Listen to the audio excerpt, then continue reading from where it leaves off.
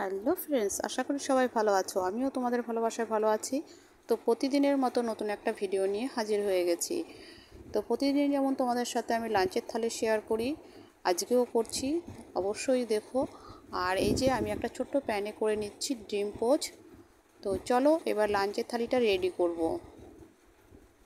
তো প্রথমে নুন দিয়ে দিলাম,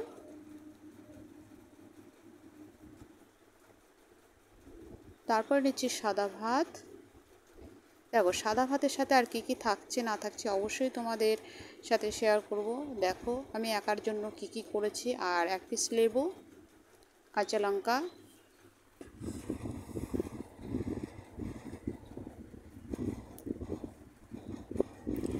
এই তো কিছুক্ষণ আগে করলাম ডিম পোচ। দেখতেই পাচ্ছ গরম গরম ডিম পোচ পড়ে গেল থালিতে। আর একটা গাজর সেদ্ধ।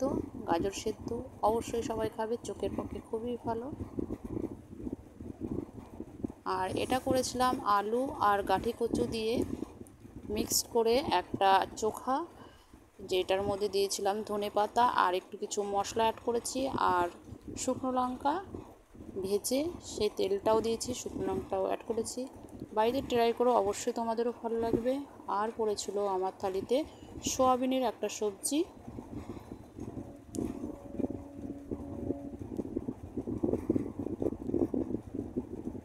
আর একটা সবজি পড়বে, দেখতেই পাচ্ছ, এই দেখো আর একটা সবজি পড়ছে। এটা করেছিলাম নানান রকমের সবজি দিয়ে,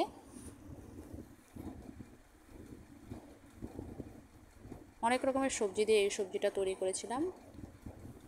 তো আজকে আমার লাঞ্চের থালিটা তোমাদের কাছে কেমন লেগেছে অবশ্যই আমাকে জানাবে। ভিডিওটা ভালো লাগলে লাইক কমেন্ট শেয়ার করো, অবশ্যই একটা সাবস্ক্রাইব করে দিও যাতে আরও ভালো ভালো ভিডিও তোমাদের জন্য আনতে পারি আমি।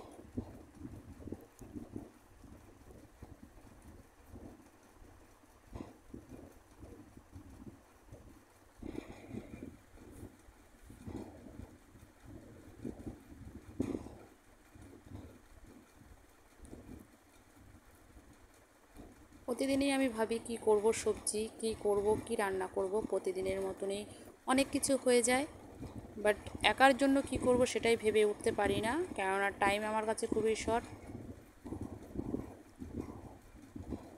কি করব ভেবেও দেখো কত রকমেরই সবজি হয়ে গেছে।